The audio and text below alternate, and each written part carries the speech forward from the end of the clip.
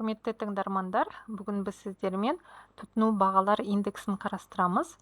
Тұтыну бағалар индексі бізге инфляция деңгейін өлшеуге қажет. Инфляция дегеніміз не? Латын тілінен аударғанда бұл термин ісіну қабыну деген мағынаны білдіреді. Инфляция дегеніміз ақша айналым сферасындағы ақша санының тым көп болуы нәтижесінде ақшаның құнсыздануын айтамыз. Және инфляция кезінде тауарлар мен қызметтердің бағалары өседі. Тұтыну бағалар индексін ағылшын тілінде біз Consumer Price Index дейміз. Және бұл индекс орташа отбасы тұтынатын қоржындағы тауарлар мен қызметтердің орташа баға деңгейінің өзгерісін көрсететін индекс болып табылады. Және бұл индексті есептеу үшін біз осы қоржындағы тауарлар мен қызметтердің ағымдағы құнын бөлеміз қоржындағы тауарлар мен қызметтердің базалық жылғы құнына көбейтеміз 100-ге. Мысал үшін, қоржындағы тауарлар мен қызметтерді 2021 жылғы бағамен есептейміз де, осы қоржындағы тауарлар мен қызметтерді базалық жылғы бағамен есептелген құнына бөлеміз, көбейтеміз 100-ге.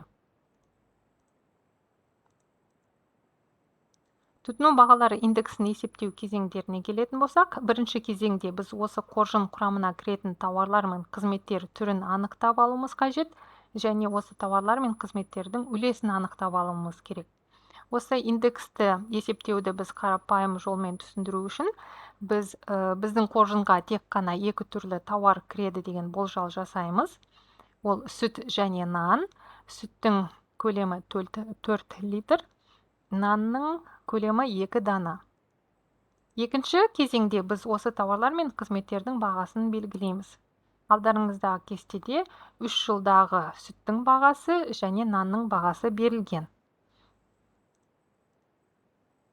Үшінші кезеңде біз қоржынның құнын есептейміз.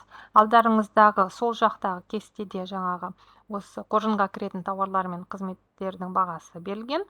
Оң жақтағы шағын кестеде қоржындағы кіретін тауар түрлері мен көлемі берілген.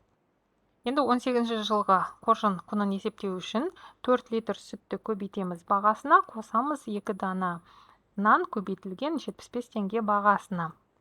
18 жылғы қоржынның құны 950 теңге. Осы жолмен келесі жылғы қоржынның құнын есептейміз.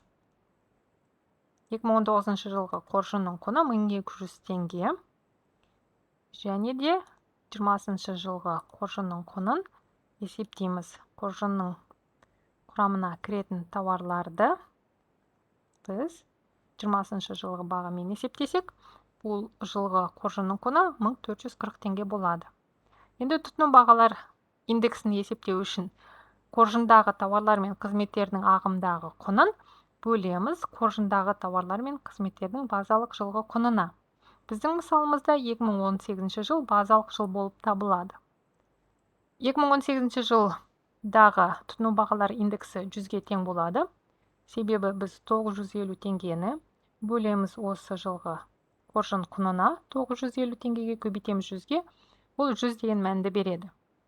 Енді 19 жылғы тұтыну бағалар индексін есептеу үшін 19 жылғы қоржын құнын бөлеміз 18 жылғы қоржын құнына, көбейтеміз 100-ге. 20 жылғы тұтыну бағалар индексін есептеу үшін 20 жылғы қоржын құнын бөлеміз базалық жылғы қоржын құнына, көбейтеміз 100-ге. Ол бізге 151,6 деген мәнді береді. Енді біз сіздермен инфляция қарқынын есептеуіміз қажет. Инфляция қарқынын есептеу үшін біз осы тұтыну бағалар индексінің мәндерін қолданамыз. Инфляция қарқыны келесі формуламен есептеледі. Екінші жылғы тұтыну бағалар индексінен шегереміз алдыңғы жылғы тұтыну бағалар индексін және бөлеміз алдыңғы жылғы тұтыну бағалар индексіне, көбейтеміз 100-ге.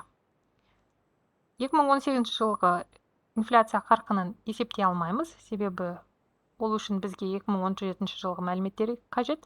Сондықтан біз есептеуді 2019 жылдан бастаймыз. 2019 жылғы инфляция қарқынын есептеу үшін 19 жылғы тұтыну бағалар индексінен шегереміз 18 жылғы тұтыну бағалар индексін, бөлеміз 18 жылғы тұтыну бағалар индексіне, көбейтеміз 100-ге. 19 жылғы инфляция қарқыны 26,3%-ға тең.